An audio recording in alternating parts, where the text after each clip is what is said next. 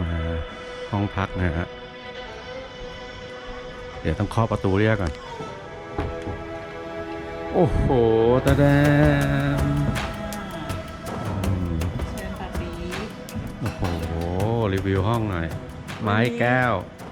เชิญครับรีวิวหน่อยครับวันนี้เราจะมานอนที่นี่นะคะ ที่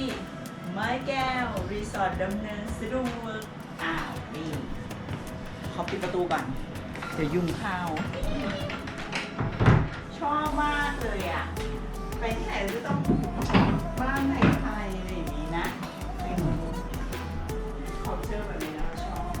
นี่วันนี้จริงๆเราจองห้องใหญ่มาถามมากี่คนห้อง2 คนอันนี้นะคะเป็นห้องนอนแล้วจะให้ดูห้องน้ำทำดีมากเดี๋ยวขอหมุนไปดูทางมุมนู้นก่อน เป็นบ้านทรงไทยแต่ว่าแบบเจ๋งมากเลยอ่ะติดแอร์ก็คือปิดหน้าต่างนั่นเองกันแล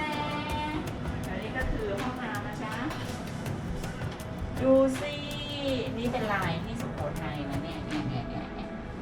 เราก็จะไปดูกล้องนี่กล้องมันลูกเต่าโชว์แล้วก็นี่เป็นกระจกนะจ๊ะไม่ธรรมดาเลยแววGood morning น่ารักมากเลยดูห้องอาบน้ำนะครับ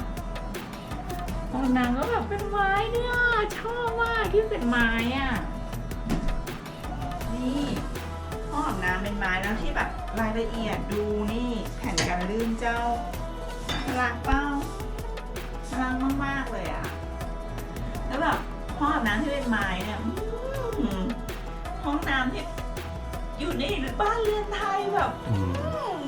ตะโคกตะโคกน่ารักมากๆเลยอ่ะแต่ว่าถ้าอยู่แบบปุ๊ชออกมาแล้วแบบกลิ่นแบสเมลเลยหนูก็สามารถระบายอากาศได้นะเนี่ยเปิดตรงนี้นะจะจำไว้ทำบ้านหลังต่อไปนะ อันนี้ไม่ถ่ายไม่บอกนะเบอร์กันโอเคอ่ะชอบไหมคะครับโอเค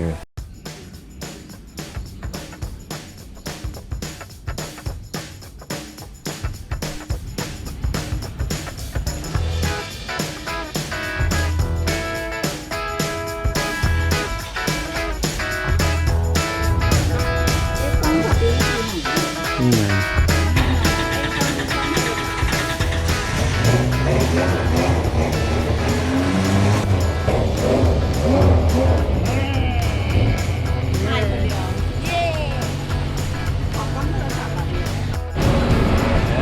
สุดยอด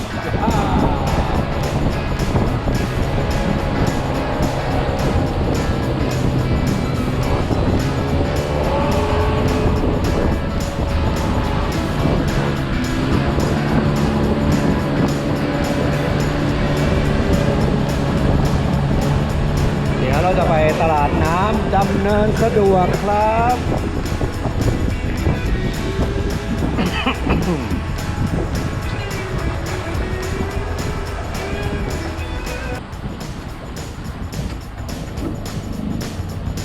ออกปากคลองแล้วนะนี่คลองดำเนินสะดวกครับสุดยอด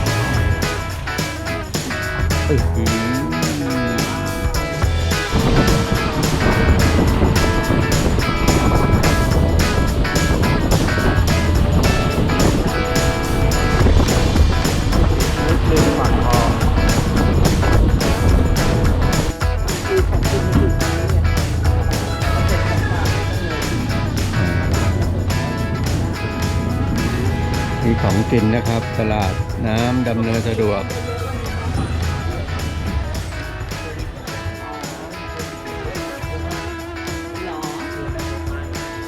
กินก๋วยเตี๋ยวไหมครับด้วยตอนนี้คนน้อย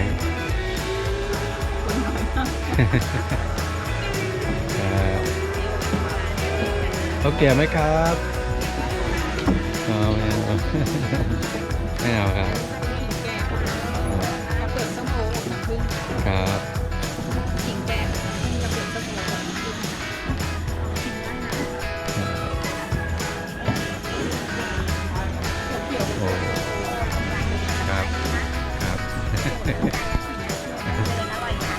เย้ไอติมมะพร้าวอ่อน